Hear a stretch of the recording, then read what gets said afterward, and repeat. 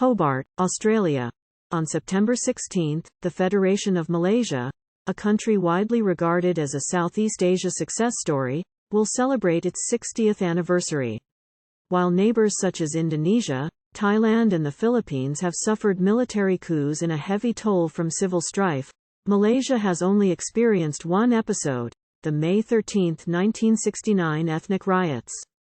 Back then, after order was restored, the political structure was revamped into a system based on Ketuanan Melayu, Malay Supremacy. This led to a long period of stability under the Barisan Nasional (BN) coalition, especially the years under the strongman Mahathir Mohamad, who ruled from 1981 to 2003. The system fell apart in 2018 when Mahathir, having come back from retirement, led the opposition to overthrow the BN. Remarkably, aged 93, he returned as Prime Minister from 2018 to 2020.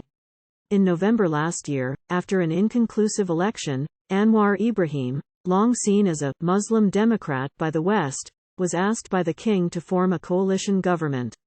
The present two coalition arrangements in Malaysia consist of Anwar's unity government, Pakatan Harapan, BN and Borneo parties, and the opposition Perikatan Nasional, Bersatu, Parti Islam Se Malaysia and Jarakan.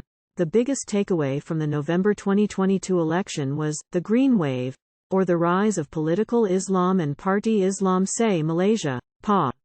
PA is now the largest party in the Malaysian parliament with 49 seats. The second largest party in parliament is the Democratic Action Party, DAP, a Chinese-based party representing the non-Malays, with 40 seats. While many politicians argue that the Green Wave was either not real or a one-off phenomenon, it may indeed reflect a significant shift in Malay politics.